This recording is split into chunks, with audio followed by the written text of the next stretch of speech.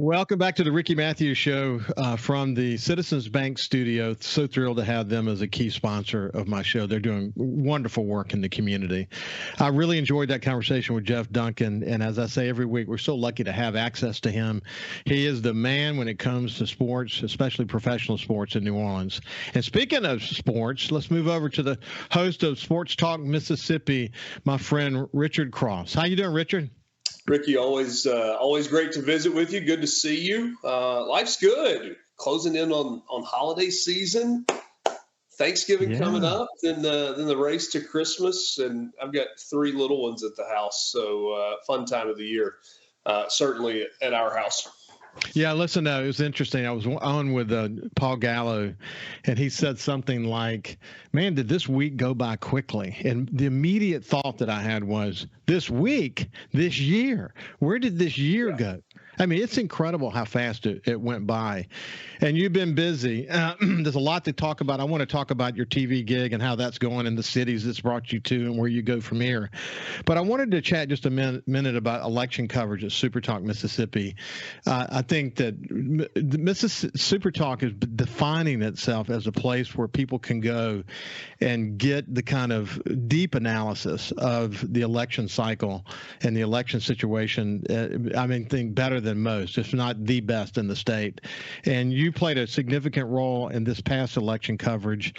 And you do the crossover from sports to other topics so easily, man. But that's a great experience. And we have access to some amazing sort of analysts, don't we?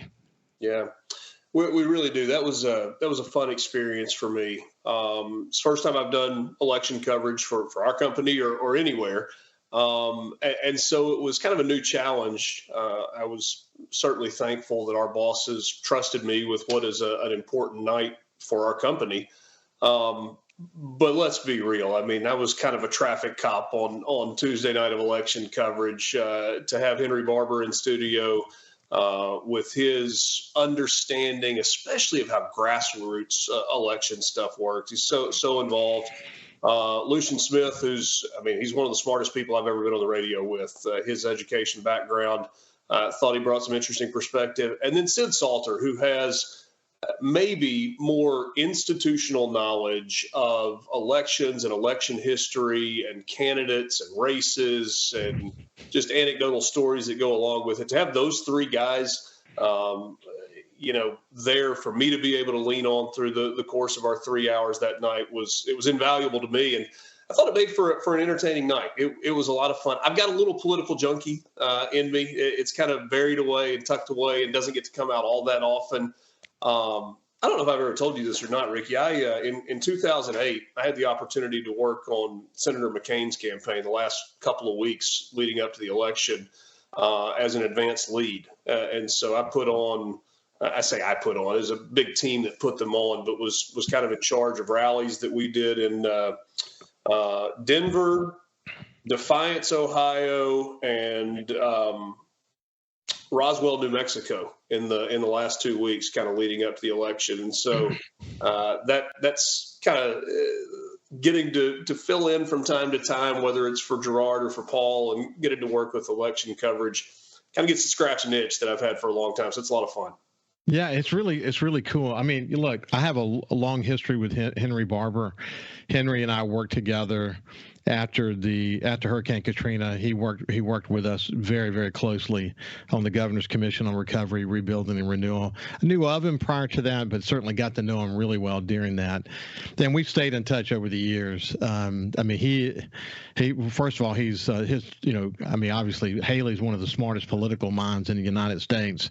No doubt. And Henry's become that on his own fruition. The connection to Haley and what he's learned from Haley is important. That is for sure. But boy, he's established his own ability to offer his point of view in a way that's extraordinarily well informed. And as you pointed out, his understanding of the grassroots is major league. And then Sid, I mean, of course, I've known Sid and known of Sid for many, many years.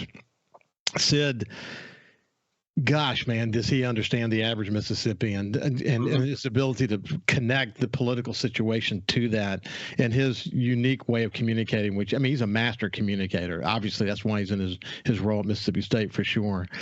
And then Lucian, I just think Lucian, as we were discussing before the show started, bright as hell.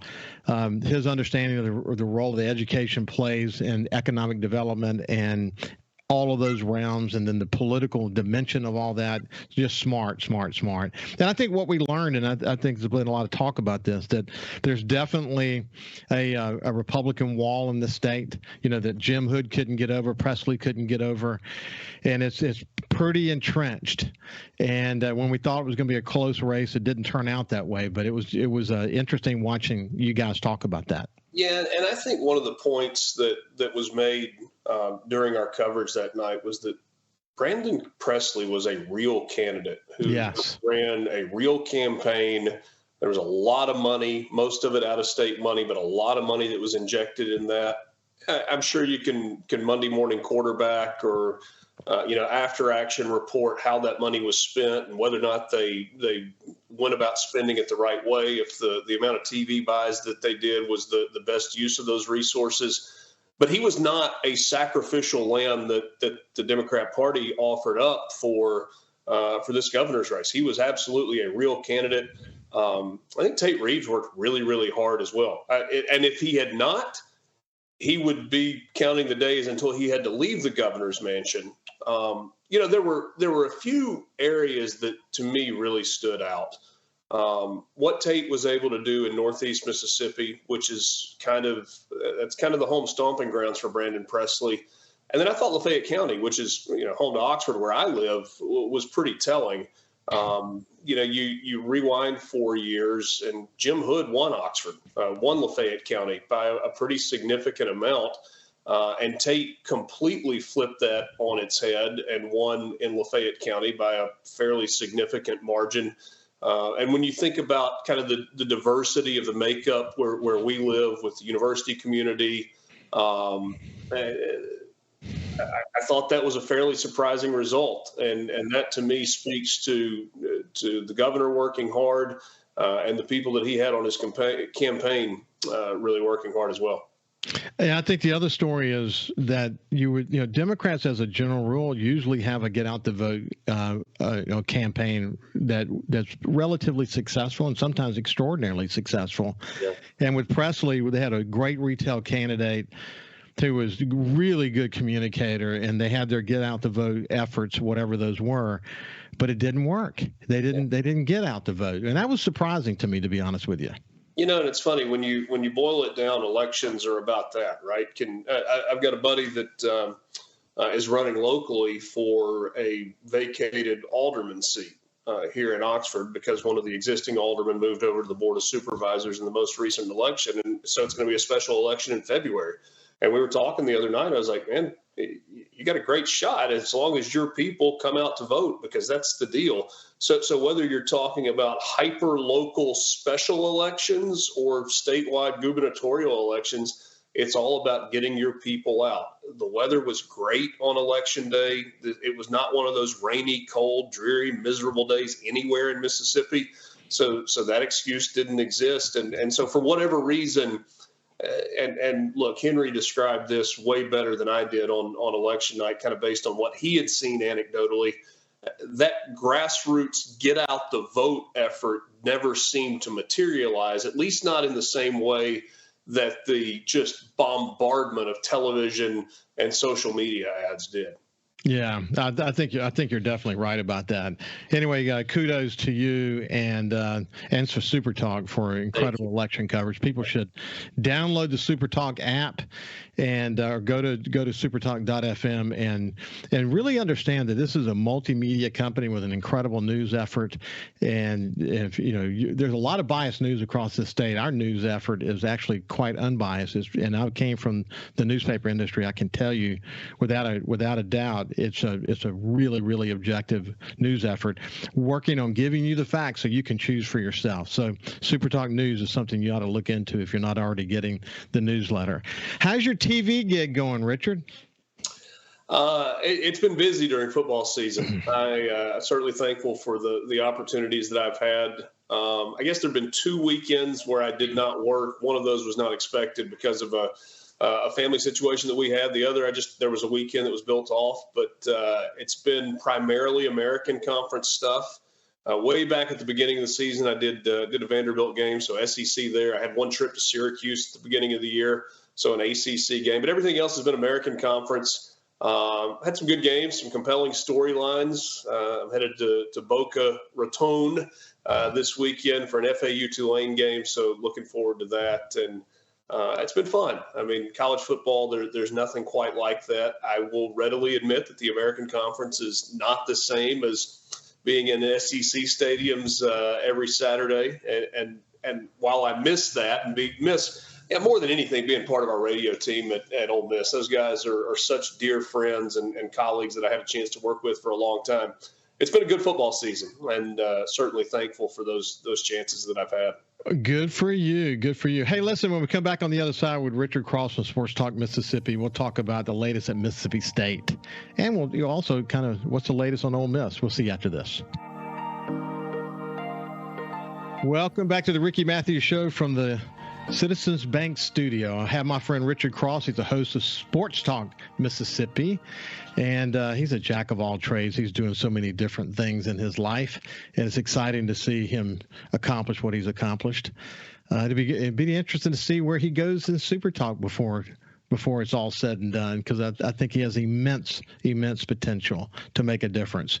So anyway, Richard, things are pretty dynamic at Mississippi State. Yeah, they are. We get the news on Monday morning of this week before 8 o'clock that Zach Arnett has been relieved of his duties. It was a short tenure. I mean, 10 games this season. He coached the bowl game, obviously took over in a difficult circumstance following the death of Mike Leach a year ago. I think everybody involved wanted it to work. Nobody more than Zach Arnett, right? I mean, he wanted to make his mark. Zach Selman wanted to see that work. President Keenum wanted to see that work as well, but it just didn't. Mississippi State struggled offensively. They struggled defensively, and I think maybe that was the thing that concerned people the most because of Zach Arnett's background as a defensive coordinator and coordinating good defenses at Mississippi State while Mike Leach was there.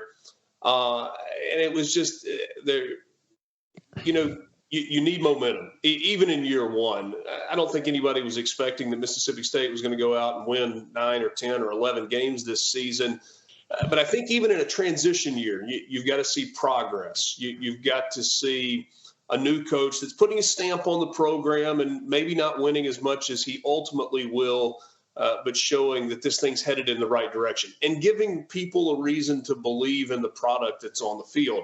I think that was absent this year, and in a lot of ways, the decision kind of made itself for Zach Selman, the new athletics director, and for Mark Keenum. And so they're in search mode now. And, we put out a hot board. Brian Haydad put that together on Sports Talk Mississippi. Anybody that covers Mississippi State's got a hot board. Hey, these are the potential coaches. It feels very early in the search right now to really be narrowing it down. Bunch of names floating around, but that's the case for every job that's open right now. And there are going to be a lot more jobs that open over the course of the next 2 weeks as we move toward the end of the regular season. Richard, I mean, you just think about the untimely death of Mike Leach and the void that left.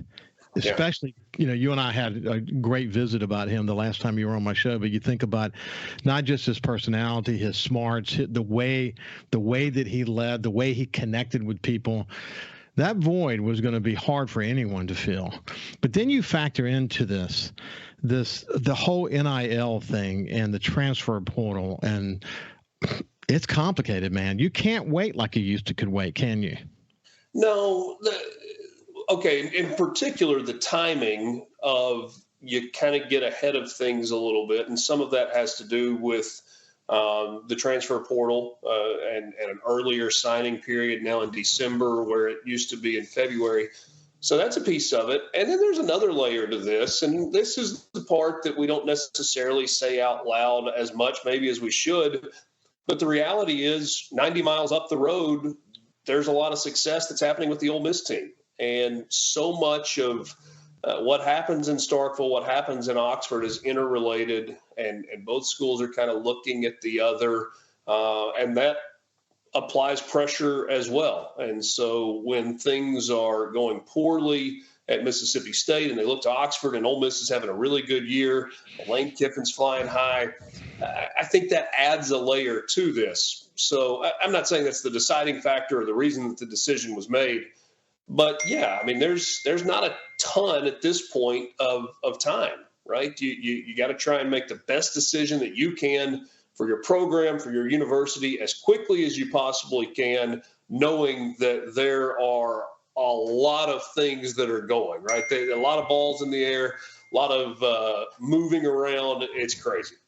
Hey, what's interesting, when you had Lane Kiffin and Mike Leach both coaching at the same time, both unusual personalities, unusual approaches, and, you know, it was really interesting. But now that Mike Leach is not part of the conversation, Lane Kiffin sort of filling this huge void for we want different. And people watch just to see what's going to come out of his mouth next. But the truth is, he really has gotten into a bit of a rhythm, hasn't he? He has. They're playing good football. I mean, they've lost 2 games this year. Ole Miss lost at Alabama early in the year. They lost Georgia pretty handily last week on the road. Ole Miss needs to finish strong. They need to beat ULM this weekend. They're a prohibitive favorite to do so. They're going to be a big favorite in Starkville on Thanksgiving night. And so you finish that out, it's a 10-win season. If Ole Miss does that, it's the second 10-win season in 3 years. It is also the second 10-win regular season in the history of the program. So I think that kind of speaks to what Lane's getting done in Oxford. Yeah, when I talk to Ole Miss fans, in spite of the Georgia game, where it really shows the importance of, you know, you win in the trenches, the reality is Ole Miss fans are still very high on the team. They're very motivated. They look forward to these final games, and they're excited about it, and they enjoy going to home games, and they've been packing the home games, and, you know, they're moving in a good direction. Hey, Rich, it's been a pleasure to spend some time with you, my friend. Always good to visit, Ricky. Thanks for having me on. You bet. Keep up the good work. This has been Richard Cross, host of Sports Talk Mississippi. Have a great weekend, man. Have a great weekend, and we'll see you on Monday.